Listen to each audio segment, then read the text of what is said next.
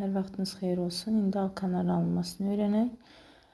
Başlayaq laboratoriyada alınmasından. Birinci almaq üçün alüminium karbidin üzərinə su gəlirik. Suyu çalışın yavaş yazın. Nizbi kimyada o cür daha rahatdır reaksiyaları tamamlamaq. Alüminiumla OH qrupu birləşdirir. Alüminium hidroksid, karbonla hidrogen birləşir, CH4 alınır. Sonra Würz reaksiyası üzrə alınır. Würz reaksiyası ən çox düşən reaksiyalardan biridir. Burada R radikaldır. Radikal alkanların radikalına alkil radikal deyirdik ki, CNH+1. Yəni uyğun alkandan bir hidrogen az olurdu. Və monohalogenin türməsi alkanın, yəni bir hidrogen xlor, brom, yod hər hansı birindən əvəz olunub. Üzərinə natrium gəldik. Belə bir reaksiya gördünüzsə, yəni alkanın monohalogen türməsinin üzərinə natrium gəldikdə, bu zaman uyğun alkan alınır. Hansı ki, bu reaksiya nəticəsində karbon sayı artmış olur. Zəncir uzanır yəni. Buna nümunə gətirək. Hələ ki, eyni alkil halogenlə işləyəcək. Ona görə 2 mol götürməliyik mütləq. Yazırıq, məsələn, ən rahat metil radikal qoyuram R-in yerinə. Xlor 2 mol götürürük. Yəni, eyni alkil halogenlə istifadə edirəm. Üzərinə gəlirəm natrium. Bu 2 mol silim istəyirsinizsə daha anlaşılıqlı olsun deyə 2 mol silək. Əvəzində 2 dənə eyni maddəni yazıram. İndi nə baş verir bizdə? Natriumlar xloru özündən birləşdirir, alınır 2 mol natrium xlor. Yerdə qalan ki, radikallarımız var, CH3, CH3. O xətt qalan yerdən bir-birinə birləşdiririk. Yəni, CH3, CH3. Alınır. Gördüyümüz kimi bizim alkanın halogen türməsində 1 karbon var idisə, aldığımız alkanda 2 karbon. Yəni, metil radikalından etan alkanını almış olduq. Buna digər nümunələri gətirək ki, daha yadda qalan olsun. Məsələn, başqa birini yazıram. CH3, CH, CH3, xlor. Yəni, 2 xlor propan, üzərinə gəlirik natrium. 2 mol götürdüm.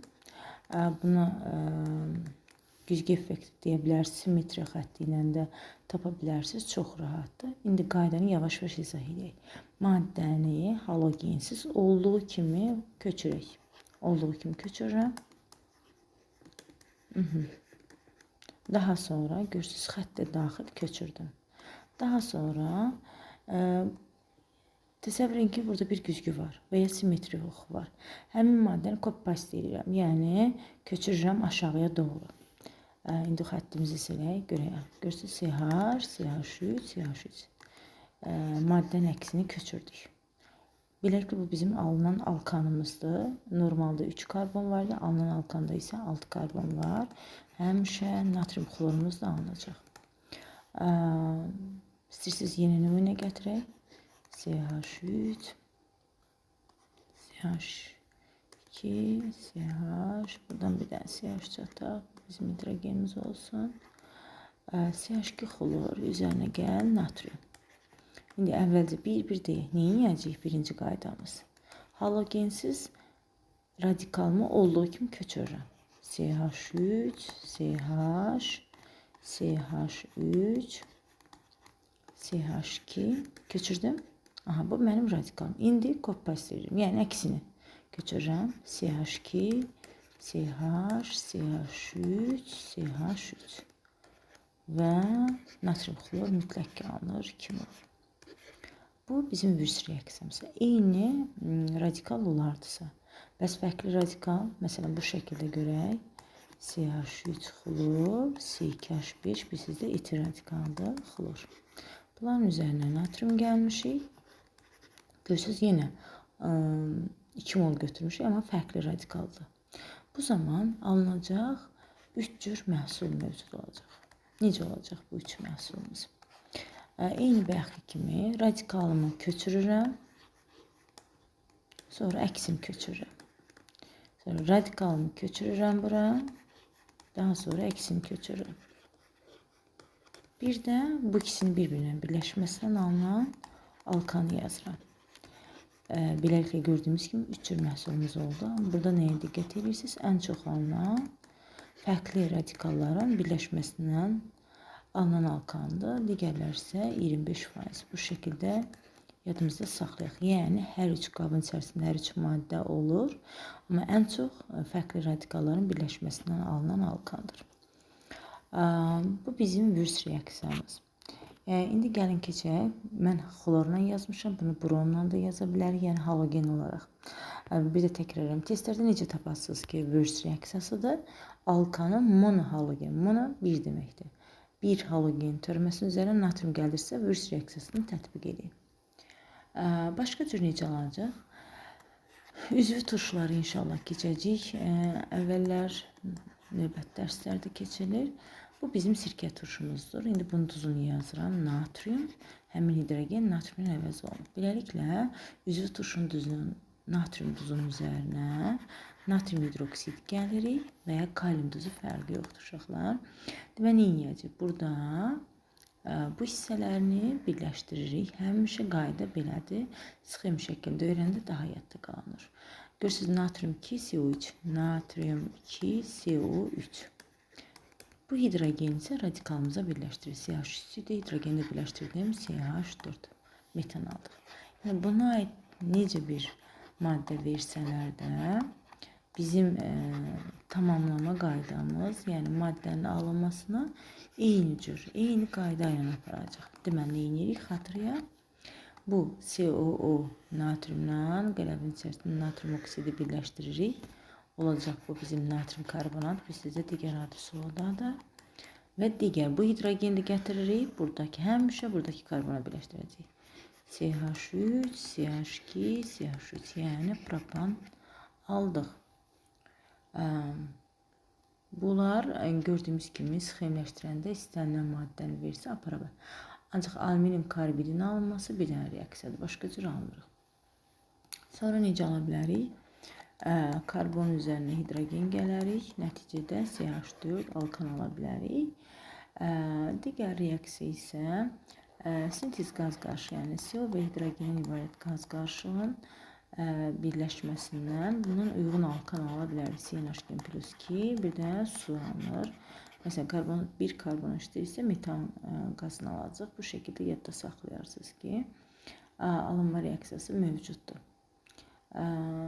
Alınma reaksiyalarımızı bu qədər bilsəniz, indi inşallah keçəcək alkin, alkaden, onların da hidrogenləşməsindən alkan olmaq mümkündür. Würz reaksiyasında qeyd edeyim ki, ola bilər testi qarşınıza çıxacaq. Xatırlamışkən deyim, digər karbonun valentliyi dəyişir. Yadda saxlayın, bütün üzvü kimyada karbon 4 valent dəyişməz, amma oksidaşma dərəcəsi dəyişə bilər. Oksidaşma dərəcəsini özünüz dəyişməsini müəyyənləşdirə bilərsiniz ki, dəyişir, dəyişmir. Sonra hidrogen oksidaşma dərəcəsi dəyişməz təbii ki.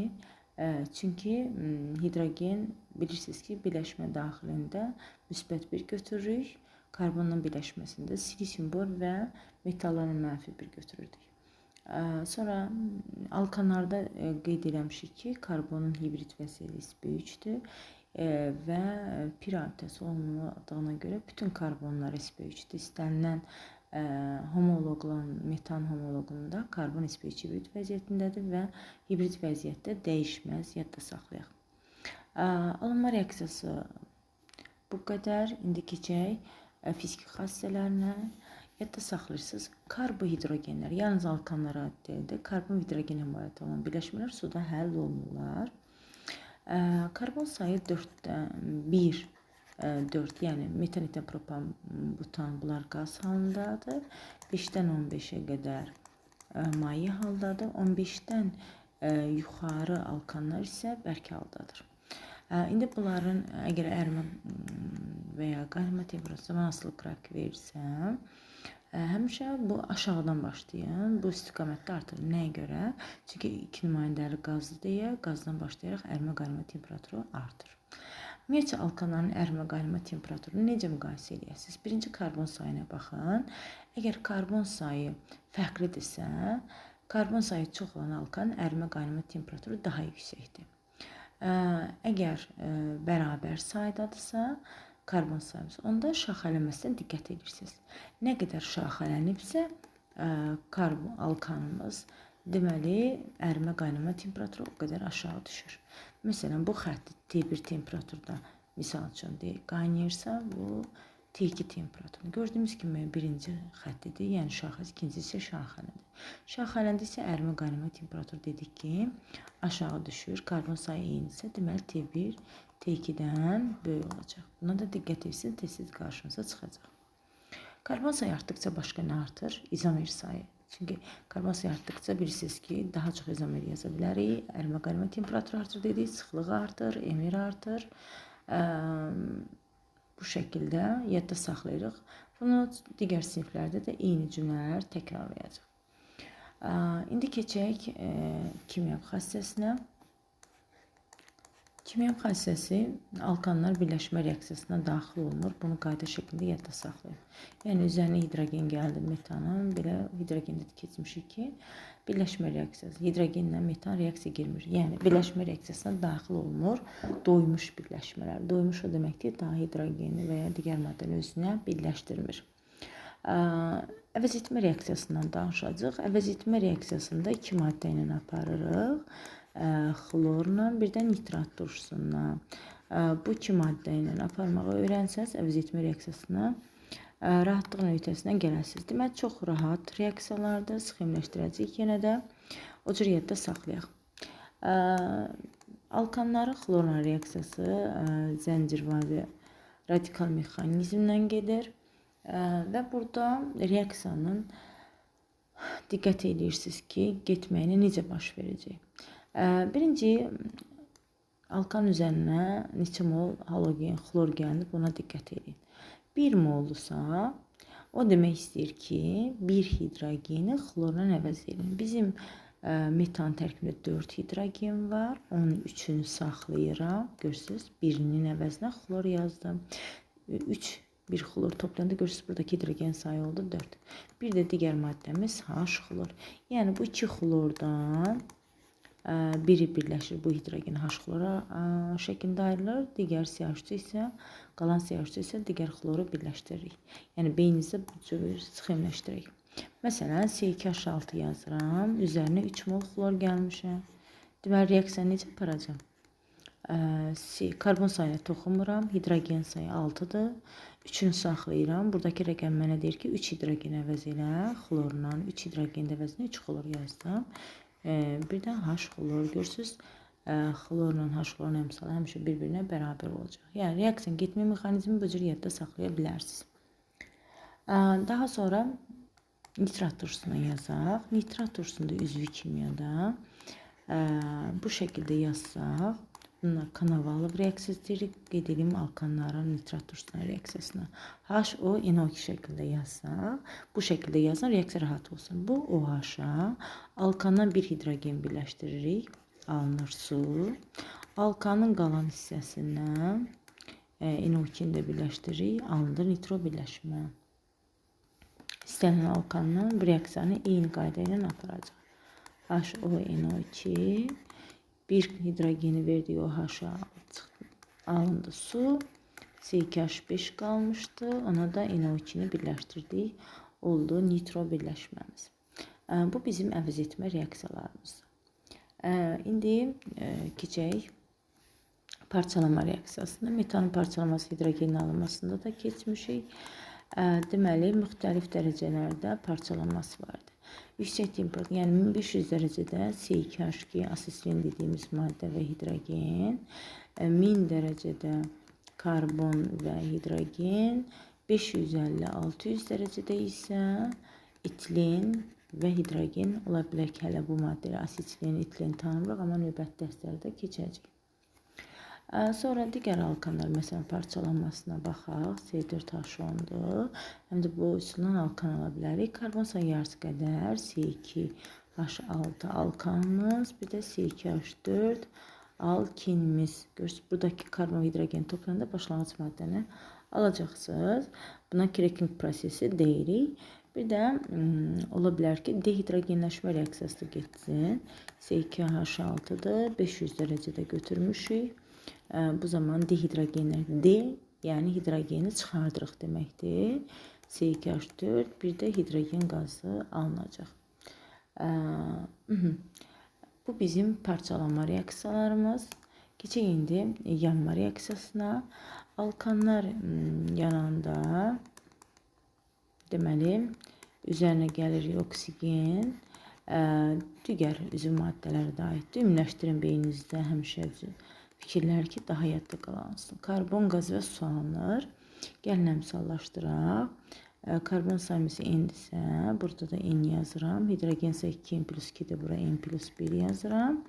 Oksigen sayı burada 2N-dir, burada N+1, 3N +1 bölünsün 2. Bu ümumi yanma reaksiyasının əmsallaşdırmasıdır. İstənilən maddəni bu şəkildə əmsallaşdıra bilərik. Məsələn, metan qazını yandırmışıq, alınır karbon qazı və su. Birinci karbonların sayına baxdım, gördüm bərabərdir. Sonra hidrogenə baxdım, 2-dir, 4-dür, 2 yazdım. Oksigen sağda 4 dənədir, deməli sola da 2 yazdım və əmsallaşdırdım. Əgər desə alkanın 1 molu yanında neçə mol karbon qazı alınır və ya su alınır, formül üzərinə işləyə bilərsiniz. Məsələn, burada etanda 2 mol karbon qazı alınır. Məsələn, etandırsa birbaşa yaza bilərsiniz. 2 mol karbon qazı. Əgər məsələ işləyirsinizsə, birbaşa da bu şəkildə yazmaq mümkündür. Oksidləşmə reaksiyasına keçək. Bunu gələcəkdə daha sizə rahat olacaq bu reaksiyalar. Çünki maddələr tanıyasınız. Alkanların oksidləşməsindən katalizator və temperaturdan asılı olaraq 3 cür fərqli məhsul ala bilirik. Məsələn, metan üzərində deyək. Qarışqa aldehidi və ya formaldehid deyirik. Aldehidin alına bilir buradan. Eyni reaksiyadır. Sadəcə yeni deyirəm ki, şərait fərqli olacaq. Məsələn, bura 500 dərəcə yazaq. Temperatur katalizator yazaq. Burada məsələn qarışqa turşusu alacaq. Bir də su yazaq. Bir də eyni reaksiyanı yenə yazıram. Burada isə spirt alırıq. Məsələn, CH3OH. Yadda saxla, eyni maddənin oksidləşməsindən fərqli temperatur və təzyiqdə gördüyümüz kimi 3 fərqli maddə aldıq. Aldehid, turşu və spirt aldıq. Bir də spirtdə yadda saxlayın, su yazmırsınız, digər içində isə su yazırsınız.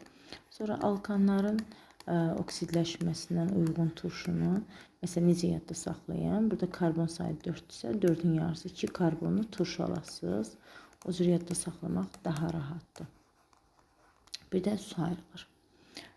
Axırıncı izomerləşmə reaksiyasını deyim. İzomerləşmə reaksiyası olub-olmadığını hardan biləcəyik? Sizə məsələn C4H10 yazıram. Açıq şəkildə də yaza bilərsiniz. Şaxəsiz quruluş təsəvvür edin. Oxun üzərində alüminium xlorid katalizatoru gördünüzsə, o demək ki, maddəni izomerləşdirin. Yəni izomerləşdirmə bilirsizdə 2 növbəli quruluş və optiki. Yəni şaxəni uzun zənciri qısaltdım, şaxələndirdim, nəticədə izomer maddə aldıq. Sonra metanın xatırlayaq, su buxarına, isti su buxarından bir də karbon qazının reaksiyası var idi. Hansı ki, bu reaksiyaların nəticəsində alınan qaz qarışığına sintez qaz qarışığı deyirdik. COH2 eyni məhsul, COH2 burada da alınır. Bir cümləmə də diqqət edin. Bunlarda oyma birləşmə olduğuna görə bromlu suyu və ya kalium permanganat məhlulu rəngsizləşdirmir. Yadda saxlayaq ki, bu da testlərimizə qarşımıza çıxanda rahatlıqla həll edək. Dərsimiz bu qədərdir. Əsas hissələri vurğuladım. Yerdə qalan hissələrdə inşallah növbəti dərslərdə öyrəşəcəksiniz. Digər sinifləri, bölmələr keçdikcə.